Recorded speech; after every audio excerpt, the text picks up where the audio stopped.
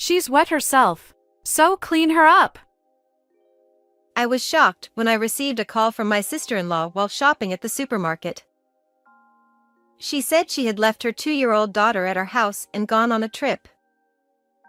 She's dirty, so I left her in the bathroom. Take care of it.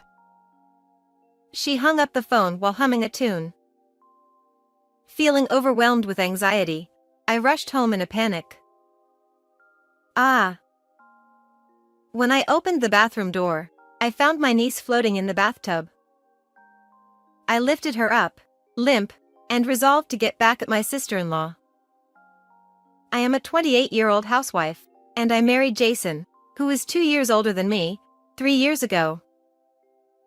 My husband is the heir of a large general hospital and an excellent surgeon. He is busy every day with surgeries, consultations, and conferences, and rarely comes home. Nancy, I can finally take a day off tomorrow. How about we go see a movie together? But whenever he has any free time, he always tries to spend it with me. It's a bit embarrassing to say, but I think we're a pretty close couple. The only regret is that we haven't been blessed with children. My in-laws strongly desire a successor, and I feel pressured by it. Nancy, you're free again today, aren't you? That day too, my sister-in-law came over to our house in the morning. Jason's sister, Amy, is 26 years old. I sighed inwardly, thinking, here we go again. When we first got married, I welcomed my sister-in-law's visits. Family relationships are important, and back then, it wasn't so frequent.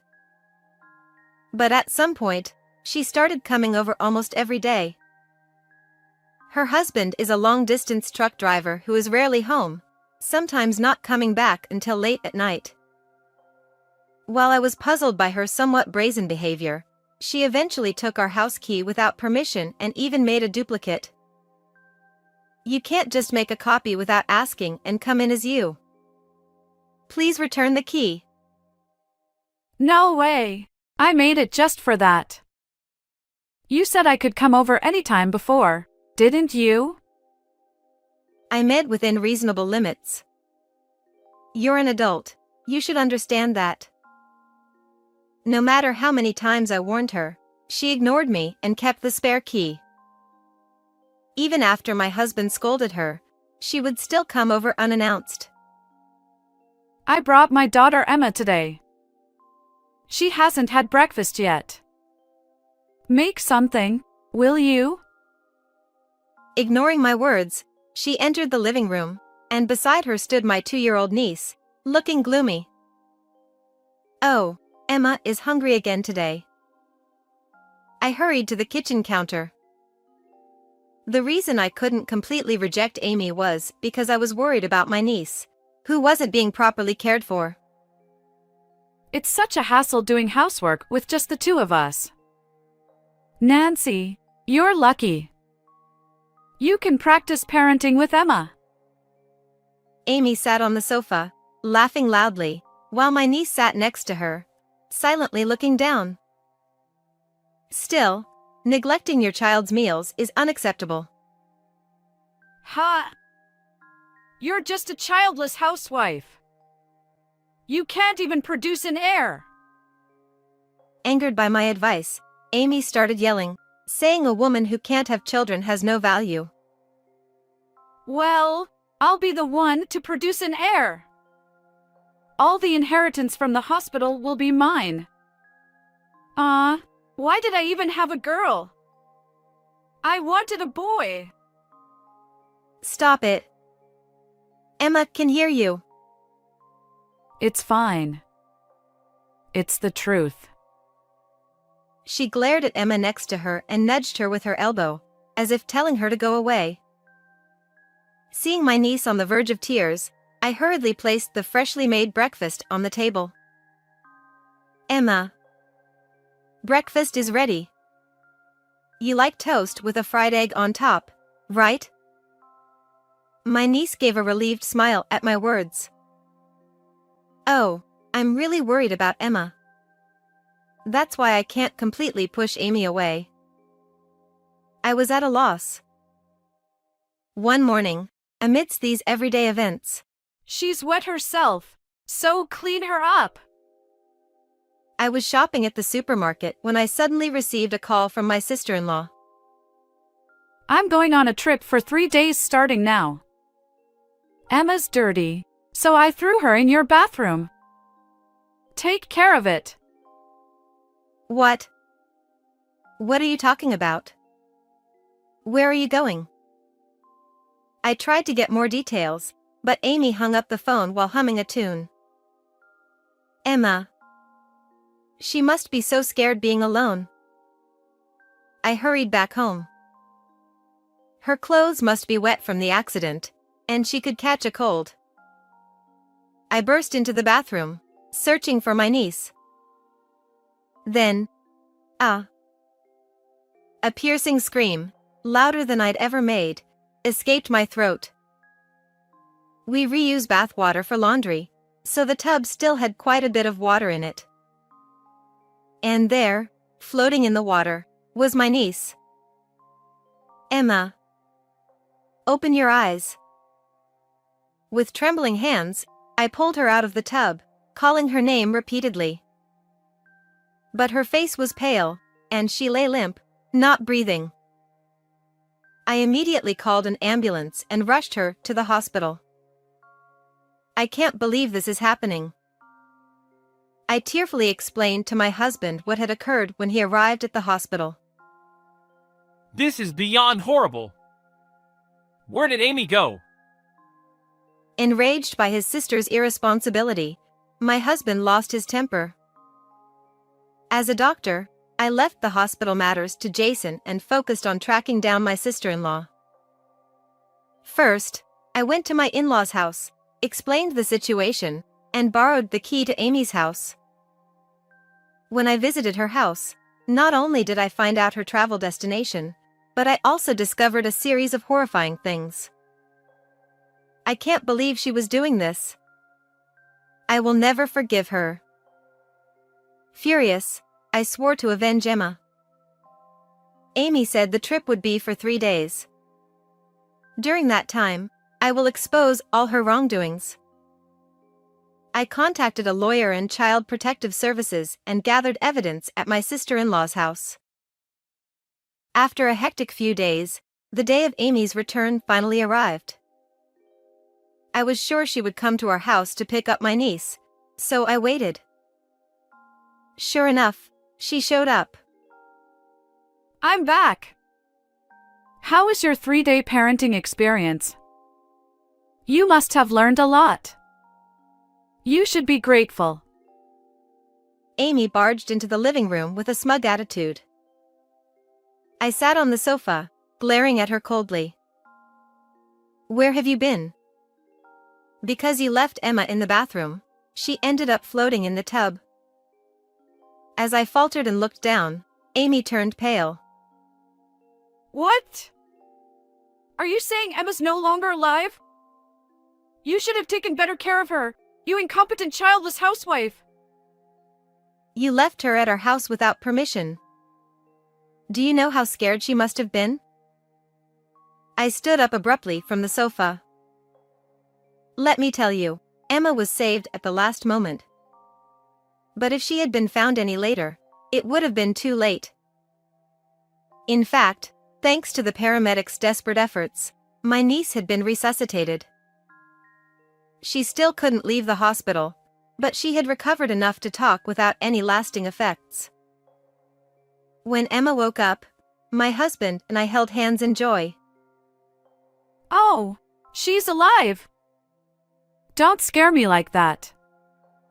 Isn't this your fault for not managing things properly? I'll be claiming $50,000 in damages. The moment she realized my niece was safe, Amy shamelessly tried to extort money from me. Don't be ridiculous. Misfortune was bound to happen sooner or later. I immediately spread out a large number of photos on the table in front of me. They showed rooms in a state of squalor and a refrigerator packed with expired, rotting food. All were pictures of Amy's house. What if a child gets injured or sick in such an unsanitary home? What? Did you go into my house without permission? I had no choice. You disappeared without telling anyone where you were going. Amy glared at me with hatred. You, a woman who's never even raised a child, have no right to speak like that. A messy house is a sign of a true mother. It's common sense. And then, with a mocking laugh, she looked at me condescendingly. Oh, really? So, mistreating a child is also a sign of a true mother? I played a video on my smartphone. It showed Emma playing with a friend at the park. In the video, Amy was seen yanking Emma's hair, raising her hand, and yelling at her whenever something displeased her. Wait, where did you get this? Seeing her abusive behavior captured on camera, Amy was visibly shaken. I'm not telling. It's a secret. While I was gathering evidence during Amy's trip, her neighbor, who was also her friend, came by with the neighborhood circular. At the door, I said, "I'm Amy's sister-in-law, so I'll take it." The friend seemed uneasy and asked, Is Emma doing well? Since I sensed that there was more to this, I decided to inquire further. The friend took out her phone and said, A little while ago, I ran into Amy and Emma at the nearby park and took a video while we were playing together. As she showed me the video, she added, I've also heard loud crying from the child late at night. Realizing that inappropriate parenting was a regular occurrence, I promised to protect my niece and received the video from her. Moreover, the paramedic who rescued Emma from the bathroom said, the bruises are only on her torso, where they can be hidden by clothing. I pulled out a photo from the stack on the table that showed my niece's body covered in bruises and pointed to the bluish marks. Amy scoffed. You really don't know anything, do you?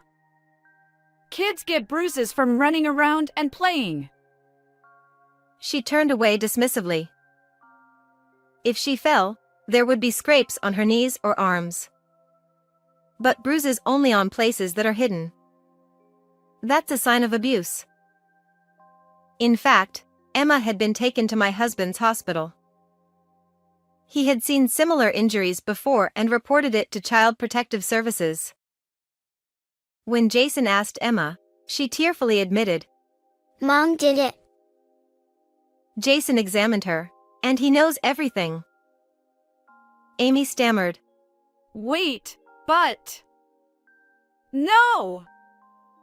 You have to understand, that single parenting is tough. It's so stressful, and I can't get a break. As if using my niece as a punching bag was a reasonable way to cope with stress.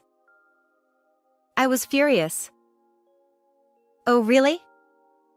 Even after dumping your parenting responsibilities on me and going on an affair trip, you still need more breaks? I pulled out an envelope from under the pile of photos. It was Amy's diary, which I found at her house. It detailed her affair schedules, complete with photos. It was clear she went on the trip with a man. You have no right to read someone's diary. That's a violation of privacy. Amy screamed, spitting with rage as she tried to snatch it from my hand. Her husband, who was supposed to be at work, emerged from the back room and said, I gave her permission. He returned home urgently after I contacted him and a colleague took over his long-haul driving job. Amy said, Harrison? What are you doing here? She hadn't expected her husband to come back, and her eyes widened in shock. Harrison stormed towards her, standing tall right in front of her. Not only did you deceive me, but you also neglected our child. He seethed, visibly enraged. Amy used to tidy up the house and cook delicious meals when her husband came home, but she had been using a housekeeping service. Her diary even mentioned, A husband who's never home and just brings money. Too easy and convenient. "You've been pretending to be a good wife and mother only in front of your husband. Who's really the worst here?" I demanded. Both Harrison and I confronted her, and she was at a loss for words, clenching her teeth and looking down. Amy tried to soften her stance. This was just a one-time thing. I was lonely because you were never home. She said, looking up at Harrison with tearful eyes. But instead of forgiving her, Harrison shouted, So you've been lying all along? You are good for nothing. At that moment, my husband Jason emerged from the back room. Jason! Amy shrieked, shrinking back in fear. Don't be fooled. This isn't the first time. She has 2 divorces, both due to her infidelity. Jason revealed, pointing an accusatory finger at his sister. Harrison was bewildered. She told me she divorced her previous husbands because of their debts and violence. That's not true. I've heard the same story from my parents-in-law, I added. Jason continued. She paid $40,000 in alimony for her affairs, which our father had to cover. And you still haven't learned, have you? $40,000? Harrison was shocked. I hadn't known about the large alimony payments, so I was appalled too. Looking at Amy with disdain, Harrison declared, I've had enough of your lies. I'm getting custody of Emma. And he threw the divorce papers on the table. Wait! No, it wasn't like that.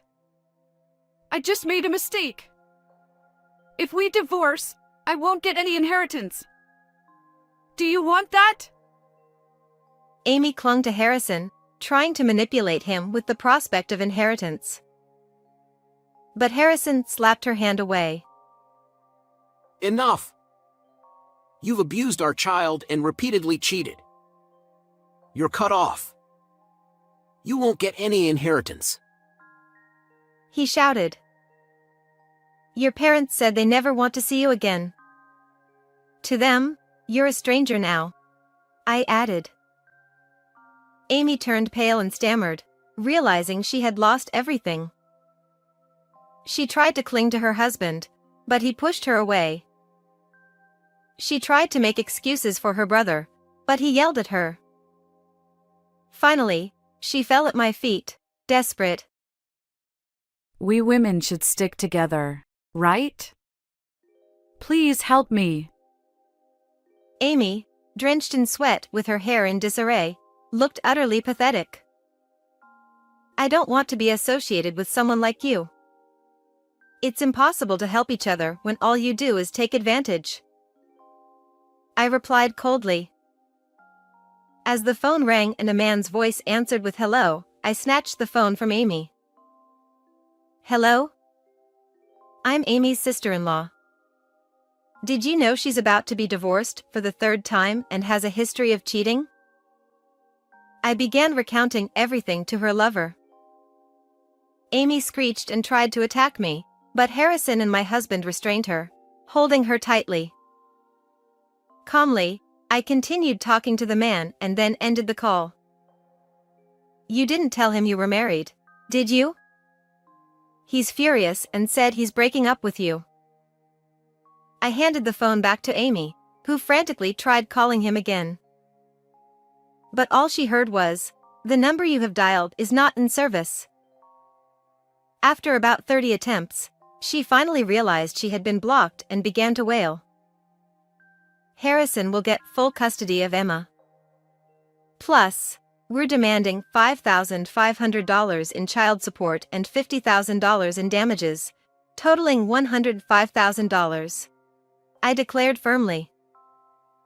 Amy's spirit broke completely, and she crumpled to the floor, sobbing. Suddenly, the sound of police sirens filled the air. My husband had called the authorities while we were in the other room. The police arrived and escorted Amy out. She screamed and cried, but neither Harrison, my husband, nor I made eye contact with her, leaving her in utter despair. That was the last image I had of Amy. After that, Amy and her husband divorced, with Harrison gaining full custody of Emma. He switched to a job that allowed him to be with his child more often, and Emma's smile returned. As for Amy, she's now in prison for endangering a child's life. According to her lawyer, she'll likely be there for several years. Even after her release, she won't be able to see her child, return to her family, and will be left alone, burdened with debt. On a happier note, I'm finally pregnant. We haven't asked about the baby's gender because either a boy or a girl can be a worthy successor in today's world. My husband also agrees that whether or not they take over the family business should be entirely their choice. I'm looking forward to a future with our child.